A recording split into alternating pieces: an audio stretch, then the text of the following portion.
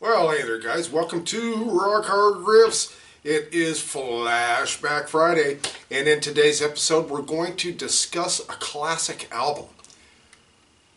The Beatles Magical Mystery Tour. Some say this is one of their more obscure albums. Is it?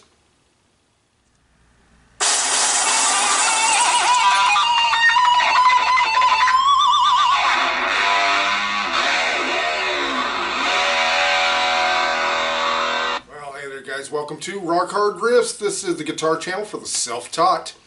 That's right guys, today we're talking about what some say is a more obscure Beatles album. Is that the truth or is it not?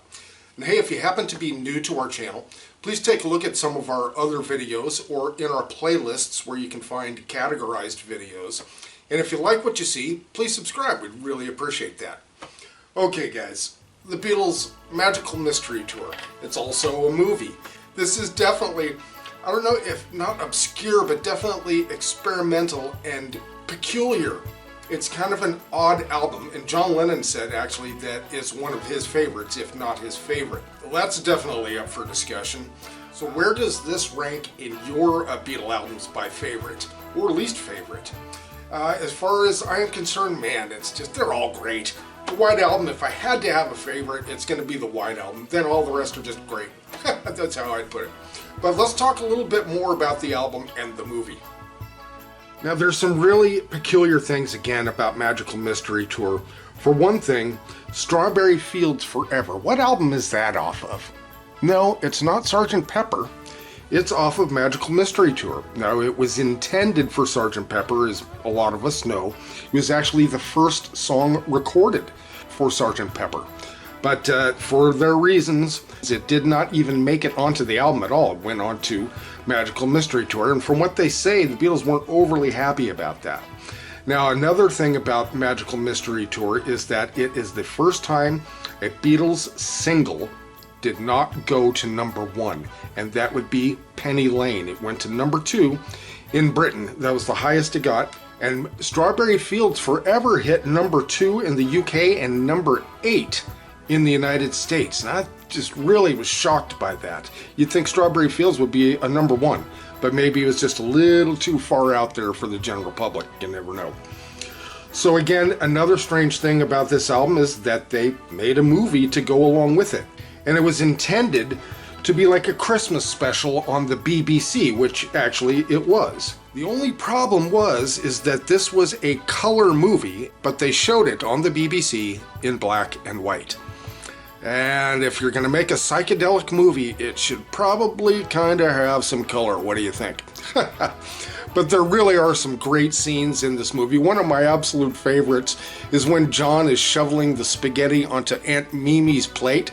I mean, I just about roll over laughing when I see that scene. It is so darn funny. And also the stripper scene where they're playing Death Cab for Cutie. That's pretty darn funny too. And that was, again, that's 1967. Now this movie, I believe you can still find it out there on Amazon or wherever it is you find these things. It has not been remastered or anything like that, so it's very, very crude, but it's the movie and it is in color. Let's talk about some of the songs that are on the album. Magical Mystery Tour, of course. The Fool on the Hill, that is definitely a classic by Paul. The song Flying is actually credited to all the Beatles with authorship. So you see all their names on writing the song Flying. It's almost an instrumental, but it has the kind of soaring background vocal type of thing to it. A very obscure song, but very, very cool at the same time.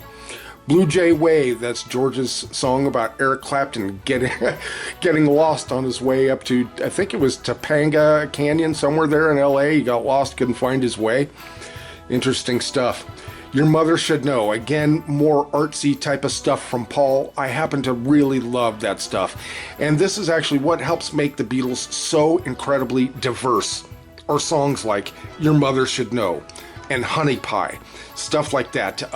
When I'm 64. They're just like old romantic type songs. And, they fit. I think. That's my opinion.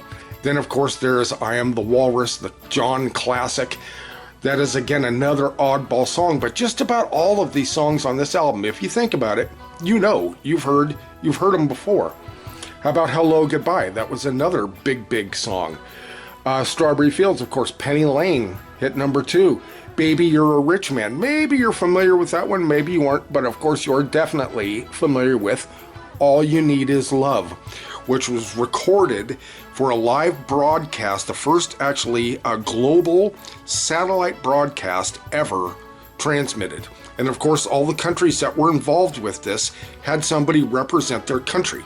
And Great Britain decided to choose the Beatles. You know, of course, who else? What are you going to put up there? So that's kind of the skinny on this album. And it's such a great album. Is it really that obscure? I don't know. I'm just not so sure.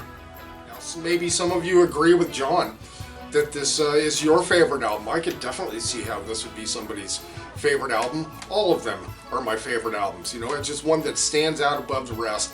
And it really does it or does it not? I don't know. That's the White Album, just because it's so long and has so much great stuff and is so diverse. This album is extremely diverse as well. And of course, you get a bizarre movie to go with it.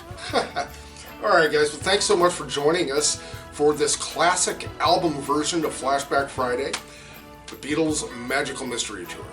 Alright guys, thanks for joining us. We'll see you next Flashback Friday and next video.